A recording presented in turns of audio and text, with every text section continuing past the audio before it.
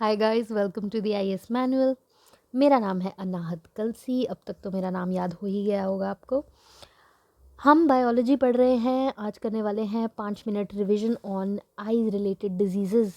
तो आँखों से रिलेटेड जितनी भी डिजीज़ेज़ हैं उनको हम कवर करेंगे, पर एक ही स्लाइड में कवर करेंगे और जल्दी जल्दी से कवर करेंगे। ठीक है, तो सबसे पहले डिजीज़ हम देख रहे हैं कैटरैक्ट। तो इसको हमने अच्छे से इमेज में समझा था, तो यहाँ मैं थोड़ा बनाने की कोशिश करती हूँ। हमने जब मेन लेक्चर किया था तो पहले पार्ट्स ऑफ आईज़ हमने समझा था और फिर उसके बाद पूरा लेक्चर कवर किया था। तो आज you have to make do with my drawing.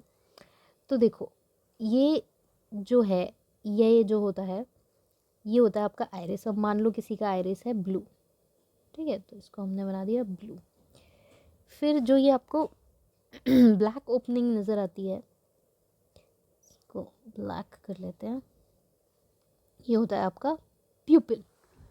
ठीक है, अब इसके पीछे जो आपको दिख रहा होता है प्यूपिल के पीछे, ठीक है, अगर साइड व्यू बनाया जाए इस तरीके से, तो यहाँ पे पीछे एक लेंस होता है। ठीक है, तो ये प्यूपिल जो है आपका, यहाँ से देखो लाइट आएगी और ये लेंस तक जाएगी। जो लेंस आपका फोकस करेगा पीछे रेटिना के ऊपर रेटिना के ऊपर आपका ये फोकस करेगा।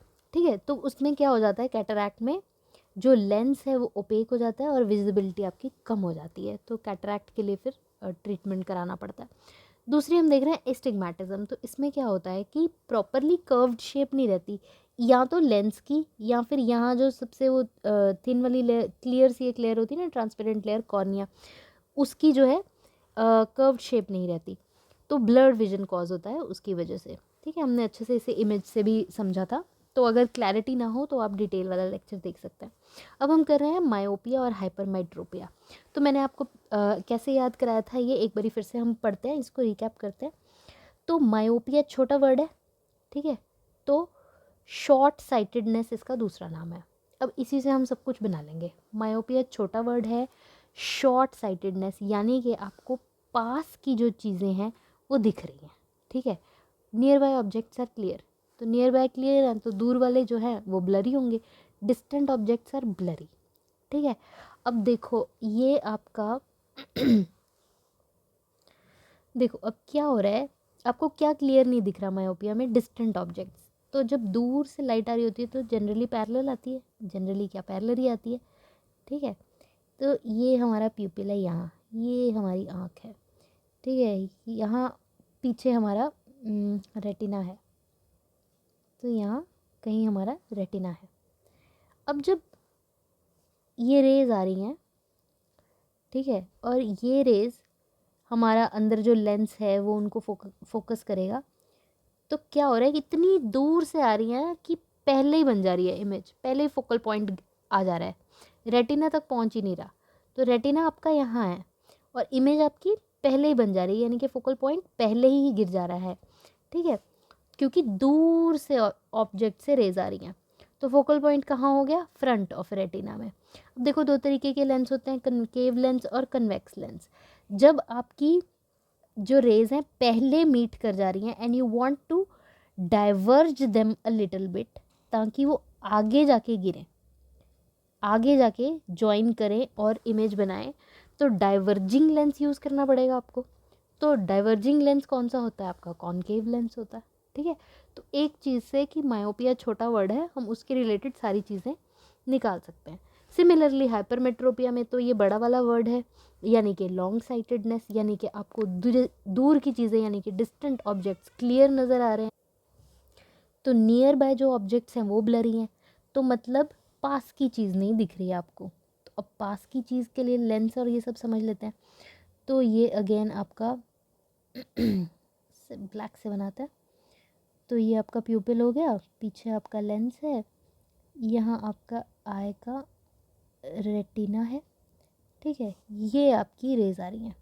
तो अब आपका ऑब्जेक्ट जो है ना वो पास में है, ठीक है, जो आपको क्लियर नहीं दिख रहा है। तो क्या हो रहा है कि इससे जो रेज आ रही हैं ये आपकी मिल रही हैं रेटिना के पीछे जाके।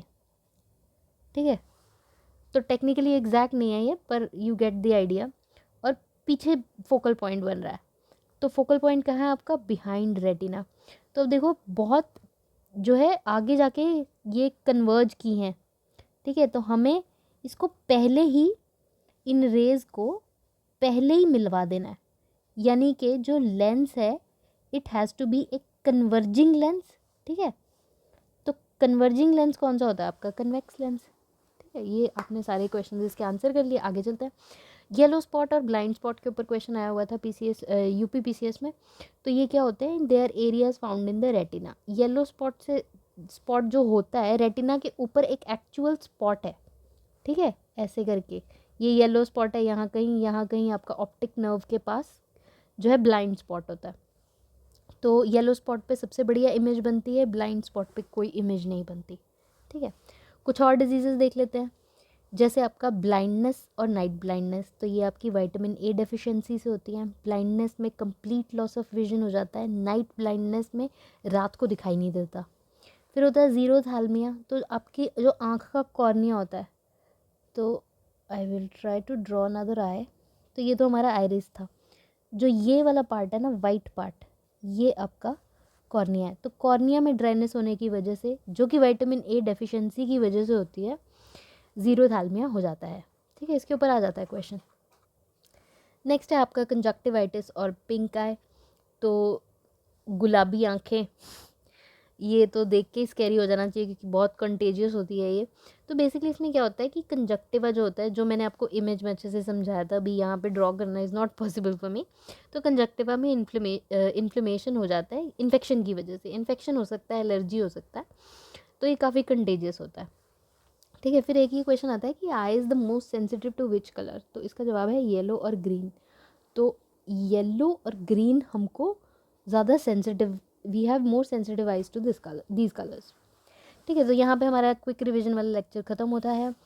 Thank you so much for watching. Like कीजिए वीडियो को, सब्सक्राइब कीजिए चैनल को।